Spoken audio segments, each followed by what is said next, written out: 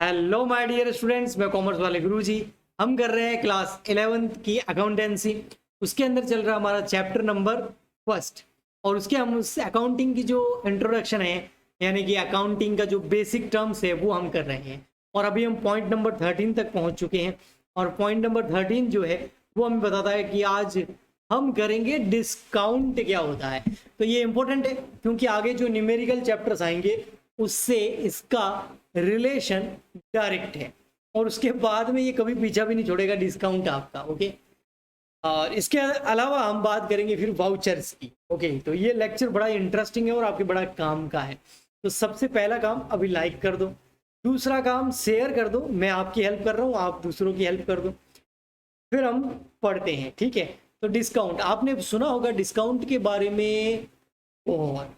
कहाँ पे? ऑनलाइन जो कॉमर्शियल वेबसाइट है, जैसे कि अमेजोन, फ्लिपकार्ट, जोमेटो, स्विगी, याद है ना? वहाँ आपने देखा होगा 5% ऑफ, 10% ऑफ, 20% ऑफ, कुछ वेबसाइट में तो 50% ऑफ, 40% ऑफ, है ना? बहुत कुछ देखा हो। वो सब आपको क्या दे रहे हैं बेटा? वो सब आपको डिस्काउंट दे रहे हैं। जो उनकी सेल्स प्राइस है उसमें कुछ कम पैसा कुछ कम करते हैं, डिडक्शन करते हैं, और आपको डिस्काउंट दिया जाता है, जिसकी वजह से आपको बेनिफिट होता है। तो क्या जो बिजनेस इसको लॉस होता है? ऐसा होता तो नहीं होगा, कोई भी लॉस में तो सेल नहीं करेगा, ठीक है। हाँ, अपना मार्जिन थोड़ा वो कम कर लेते हैं, जिसको प्रॉफिट बोलते हैं। ये जो डिस्काउंट है ये परसेंटेज के अंदर भी हो सकता है। इसके अलावा कई बार फ्लैट डिस्काउंट भी होता है। फ्लैट डिस्काउंट आपने देखा होगा 100 रुपीज ऑफ, है ना? 500 रुपीज ऑफ, ऐसे फॉर एग्जांपल 1000 ऑफ, 2000 ऑफ, है ना? ये भी डिस्काउंट का एक देने का तरीका है। कुल मिला के मैं आपको कहना चाहूं तो डिस्काउंट इज अ डिडक्शन, एक तरह की छूट है in the price of the goods sold. जो प्राइस गुड्स जो बेचा जा रहा है, जिस प्राइस पर, उसमें कुछ डिडक्शन करना, कटौती करना, छूट देना ही डिस्काउंट है। अब आपके न्यूमेरिकल आगे क्वेश्चंस जो आएंगे उसमें आपको क्या जो चीज ध्यान रखनी है वो बताता हूँ। वो है आपका types of discount. Types of discount, जो टाइप्स है डिस्काउंट की, वो डिस्काउंट दो टाइप का होता है। एक होता है कैश डिस्काउंट, और एक होता है क्रेडिट डिस्काउंट। जो कैश डिस्काउंट और क्रेडिट डिस्काउंट है, कैश डिस्काउंट किस पे होता है? तो चलिए मैं बताता हूं आपको पेन चेंज करके। जो कैश डिस्काउंट होता है हमारा प्यारा, वो कैश ट्रांजेक्शन्स पर होता है। कैश के जो ट्रांजेक्शन्स होते हैं उस पर होता है। फॉर एग्जाम्पल के लिए, कैश में कोई पेमेंट कर दिया आपने, या कैश में कोई पेमेंट रिसीव्ड कर लिया, उसके ऊपर डिस्काउंट होता है। और क्या कैश ट्रांजेक्शन्स हो सकते हैं? अब ट्रांजेक्शन क्या होते हैं वो समझना है तो बाकी के लेक्चर देख लीजिए, है ना? फर्स्ट चैप्टर के और भी लेक्चर मैंने अपलोड किया, लिंक उस पूरी प्लेलिस्ट का इस वीडियो के नीचे डिस्क्रिप्शन बॉक्स में मिल जाएगा। अच्छा, उसके अलावा जो होता है ट्रांजेक्शन, जैसे कैश सेल्स हो गई, कैश परचेज हो गई, तो इनमें जो भी डिस्काउंट दिया जाता है वो कैश डिस्काउंट होता है। एक होता है क्रेडिट डिस्काउंट, ये क्रेडिट ट्रांजेक्शन पे दिया जाता है, जो उधार के ट्रांजेक्शन होते हैं, उधारी। ओके, सुना होगा ना आपने, उधार चीजें लाते भी होंगे। हाँ, तो जैसे क्रेडिट परचेज, क्रेडिट सेल, इन पे जो भी इन पर जो भी ट्रांजैक्शंस होते हैं, क्रेडिट सेल, क्रेडिट परचेज, इन पर जो भी डिस्काउंट दिया जाता है उसको क्रेडिट डिस्काउंट बोला जाता है। अधिकतर ये बिजनेस के लिए लॉस होता है क्योंकि ये सेल पे दिया जाता है, लेकिन अगर बिजनेस कुछ परचेज कर रहा है तो वो फायदा भी होता है। तो डिस्काउंट जो है इनकम भी होती है, लॉस भी हो सकता है। ओके, आगे और पढ़ेंगे न्यूमेरिकल क्वेश्चंस के अंदर। अब हम बात करने वाले हैं वाउचर्स क्या होते हैं। तो बेटा वाउचर्स जो होते हैं वो दो तरीके के होते हैं।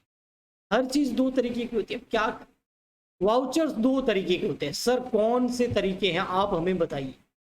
हाँ, मैं वही बताने वाला हूं। एक होता है आपका एक होता है आपका जब आप गुड्स बाय करते हैं या सेल करते हैं कैश में,